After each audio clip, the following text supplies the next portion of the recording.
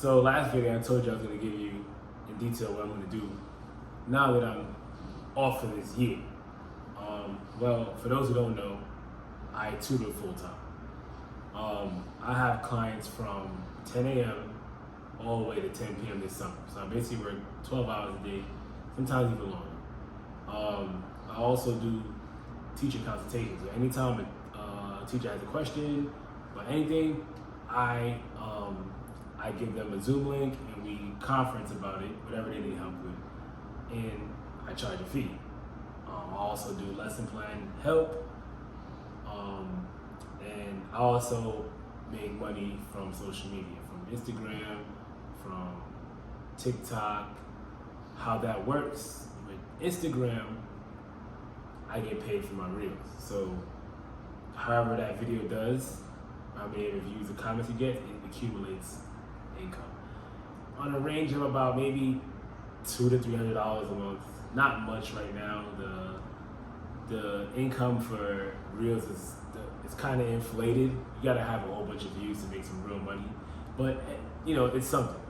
I make money off badges, so it depends on how many times I'm on there.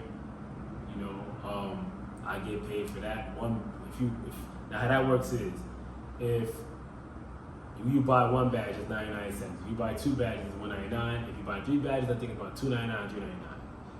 So if I'm on there for a certain amount of time, you know, I think the most I made was $25 off of. I was on there for an hour and like 12 people bought badges. I made about $25 to $30. And then so far I made about over $1,000 since I had it to now. I don't really be on there much. In the beginning though, when you first get it, they pay you $100 to be on there for 15 minutes, and then another $100 to be on there with a codes for 30 minutes, and then they was giving me like $250 a month for hitting certain milestones, and then after that I stopped, and then I just get paid for however many people buy badges. TikTok, I get paid per view. Not really making that much money. I think I made about $300 on there so far, all time. You know, you gotta get a whole bunch of views to make money. Tutoring is my bread and butter. So I'll keep it like this, right? I have about 30 plus clients. I tutor 1 hour. It's all math, and my rate, I won't speak about my rate. You know, the people who book me would know about that. If you're interested, you could, you know, inquire about it. But I have 30 plus clients and I charge X amount of dollars per hour. Long story short, you know, this year teaching, while I was teaching this year, I've made anywhere from $10,000 to $15,000 a month too. But that's because I have so many clients. So how that worked is, right, I'll work, my job's from 8:20 to 2:40. Once I get off, I get up at 4. I'm tutoring from 4 p.m. to 10 p.m. at night, from Monday through Friday. Saturday and Sunday, I'm tutoring from 10 a.m. to 9 to 10 p.m. at night. Sometimes 8 a.m. in the morning, or to 9, 10 p.m. at night. Now, money sounds good, but it's a lot of work. It's a lot of work. So how I work is, right, how I got so many results to get so many clients is the parents will send me what they're doing in class, whether it's homework or classwork. I'll take what they're doing and then give them more practice based on what they're doing in class, basically. So if you book me once a week or twice a week, we're working on whatever you're doing in class, and that gives them more opportunity to reach mastery. The reason why a lot of kids struggle at math because they don't have a lot of opportunity to reach mastery in the classroom because there's not enough time to practice. And then a lot of the times there's no help from home to get the homework done or, you know, get the work done. So people, you know, call a tutor. A lot of parents are busy, you know, so, or they may not, once you get to a high grade, like math, high school, middle school, they may not know the work or be familiar with the work anymore. Or sometimes the parents and kids go back and forth, you know, because, you know, the parent may have done it this way when they were younger, and then now the child doing it another way. Or the child saying, hey, my teacher does it this way, I don't know the way you're teaching me. And that causes friction. So to help relieve, to save that relationship with the parent and child, the parent usually calls a tutor, right? Or sometimes the pace of the class is so fast that kids don't even have time to catch up on, you know, to catch up. So, they'll call me to help. And sometimes some schools teach a grade ahead, but the problem with that is it sounds great in theory, but if your child's on a grade level, like let's say you're in 5th grade and you're teaching 6th grade work, if your child's at third grade math level, that's not going to be productive for that child because that child's going to always be behind. So they'll call on me for that, right? I also do summer tutoring, for math enrichment to teach them a grade ahead or to catch them up. So now the kids that I had in the summertime, we're going into the fall, they're going ahead or they're going caught up to grade level, right? Now, how I end up gaining so many clients is results, word of mouth, right? I started at a certain price, right? But I didn't start off very expensive. I started off at $20 an hour, right? And then I went to 30, then I went to 50, then I went to 60, and then I kept going up. But how I was able to raise that price because the people that I was working with, I was getting results. Kids were going from a C student to an A student. Kids were going to honors classes the next year after they working with me. Kids were scoring high in the state exam. So these parents started reaching out to other parents, that reached back to me because of the work I was doing. That way I was able to get more clientele. I spoke about this before a lot of times, the Val and Kadeem, who are, have a strong influence on social media. They reached out to me to tutor their son. And once I did a good job, they shared the work that I did. And because they have 1 million+ followers, a lot of people reached out to me off of their behalf, which I'm super grateful for to this day. I got that one big break, but I made the opportunity of it. I made the opportunity, right? I made the most of the opportunity, sorry. That was my big break, when they shared, and multiple times they shared my posts and my content. And that, so many millions of eyes were on me, and a lot of people reached out to me, and that's how I was able to get more clients.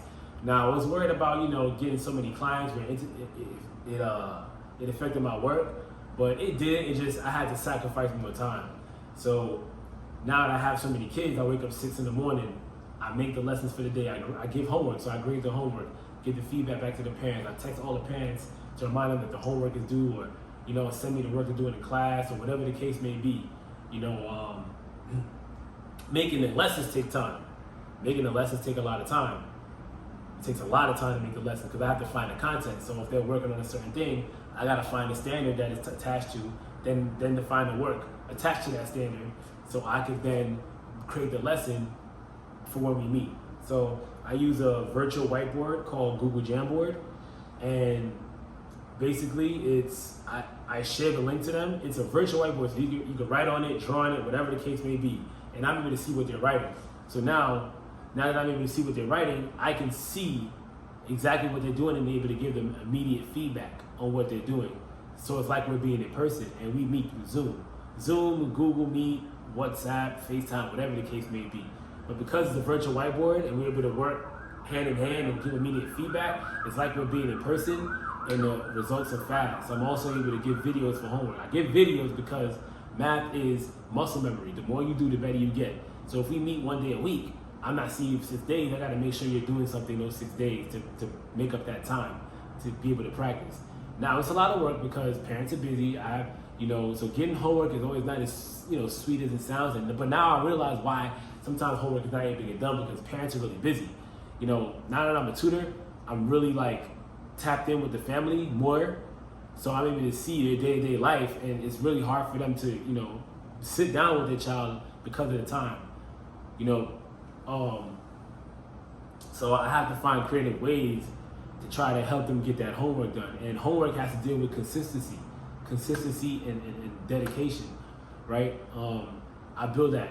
I build the fact that kids need to take accountability for their own education. Your parents can only do so much after a certain amount of time.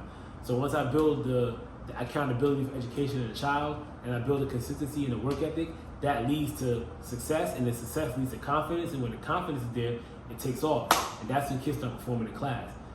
Now, this process may take weeks, months, or years, but eventually I do get there, and because the parents see my dedication, right, in the classroom and with their child in tutoring, that that makes my brand much bigger. And sometimes, yes. Now about the pricing, right? I charge an X amount of dollars, but sometimes I do work with parents because we're in a recession basically, and some parents have 2-3 children that they want to include, so I make a deal with you. And if you're serious, I'll work with you. If you're serious, you need to work, I'll work with you. But it's not as easy as it sounds, right? Making a lot of money is great, but it's not easy because certain children are really behind. Certain children are really behind. Certain children don't have the work ethic. You have to build that in them. Some may not want it. You may want it more than they want it, but it's and it takes time. You gotta have patience. Like math is really, really hard. That's why I'm so successful at it, because so many kids struggle at math. So I always have work. I always have people reach out to me. So that's basically how I was able to build this. And I've been doing this since 2019, but it really took off in 2020, 2021. And now I'm able to, at the point where I'm making more than I was teaching. So I was doing this and teaching at the same time, right? So I was doing a total of 84 hours a week. So now that I'm falling out of love with the classroom, well, I would say I was just burnt out. Yeah, I was falling out of love with it because of what I explained in my last video. So I said, you know what, let me take this full time. And I was really passionate about it. And I really want black kids, specifically because from the grades 4 through 12, we're dead last in performance of math, statistically. I wanted to change that. And I've seen those numbers since grad school. Now, I deal with all kids. But the majority are black and brown. But I deal with, I work with all kids, from different states: California, Texas, Jersey, Connecticut, Delaware, probably about 7 to 8 different states, because I'm tutoring virtually. So it's cool to work with people from, all different states, all walks of life. I'm trying to go international as well. Now I'm not, in this video, in the last video, I wasn't telling, persuading teachers to quit. A lot of teachers want to quit anyway. I just put it out there because I know a lot of teachers don't have the courage to do so because of, you got to work to eat. And some people are afraid of of their next move, what their next move is going to be. Some people didn't have a plan on what they're going to do next outside of teaching. I did. That's why I left. I had a plan already, right? If you don't have a plan, I suggest you continue to teach until you figure something out. Now, if you want to go and take a risk on yourself and quit cold turkey with nothing, that's fine as well. I'm all for that. But that's a risk. But if you want to do that, fine. Whatever you want to do, I support it. But I'm not telling teachers to quit because I did. You got to do what's best for you at the end of the day. Again, I didn't quit cold turkey. I took an absence of leave. I may or may not be returning next year. I'm not really done full time. I'm just using this year to see if what I'm doing right now with social media and touring and everything, if I could take it to the next level and just put more into myself. I feel like I owe that to myself. That's why I made the decision I made. You got to figure out the decision you want to make, and then I would suggest, if you do want to leave, have a plan. You got to have a plan together. I had a plan, but then I had income from this plan. I made a plan, I put the action to make it happen, and then now I have income coming from this plan, stable income, where I'm able to pay my bills and make things work. But that took 2 years. That took 3 years actually, because I started my Instagram, my YouTube in 2019. That took 3 years, so it took time for me to do it. So that's my advice. I hope this video inspires you. You can do this as well. Also, on the social media part, it took me 3 years because I started in 2019. I started making memes. And memes, basically. 2019, I started making memes. I started getting traction. I started off with 2,934 followers. By October 2019, I had 5,000. By January of 2020, I had about 6 or 7. And I say that because the top of 2020, I started tutoring virtually. I was doing in person. I got tired of traveling from a library to library, home to home. I started doing it in person, right? Then March of 2020, I had about 7,000. And that's when I started taking social media full swing, because we was in the pandemic, we was locked down. I started making videos like this right now. I started making more skits. And then by June of 2020, I had 10,000. That's when I started incorporating Black excellence posts and more educational topics. And then on top of including skit, on top of including memes. Then in the fall of 2020, I started doing skits. I started doing skits in 2019, but I stopped, and then I got back on it in 2020. And then from the fall of 2020 all the way through 2021, I was making more skits, and I stopped doing memes, but I started doing more educational content, more like a blogging. It was more like my page turned into more like a teacher's blog site, right? Different topics, whatever was happening in education, I posted it first. On top of skits, on top of memes here and there, and then on top of what I was doing in the classroom and what I was doing tutoring. And then I went from 10K to 15K to 20K to 30K to 40K all through 2021. Going to the top of 2022, I was like at 40 or 50 some thousand. After this, it gets blurry. And then I kept doing the same thing. But I kept being consistent. From 2019 to now to today, I never stopped posting. I post over 20 something times a day, right? I make my post at 5 a.m. Like I explained in the last video, right? I prepare all my posts at 5 in the morning. I make my skits in the morning as well, right? I'm putting out 20 something posts a day, every single day, consistently. That's what got me to where I'm at. And as my page grew, my business grew, because I have 23 million accounts that see my posts in the last 30 days of July, right? So if that many people are seeing my posts, and I have the link in my bio to where you can sign up for tutoring in my link tree, right? Thousands of people are seeing that, and probably 10 to 100 people are looking at it, and probably 5 to 10 people are signing up per month just off of social media, right? And I have my number in the Google document to contact me if you want tutoring, right? So if all those millions of people are seeing my page, I'm able to promote my business through social media, where I do not need a website, because social media is all the traffic. And that was my plan of continuing to grow my social media. As my social media grew, my business grew, right? And this is why I continue to put out so much content. So this is basically, I'm giving you basically the game on how I did mine. Now, you don't got to do tutoring. You can do that with anything, right? Whatever you want to do, you can use your social media to promote that. And then once that gets going, right, you also still have to put out a good product and a good service. Once you put out a good product and a good service, you can get clients through word of mouth, or you can get clients through social media, or you can do both to grow that. And that's basically what I did. That's it to the video.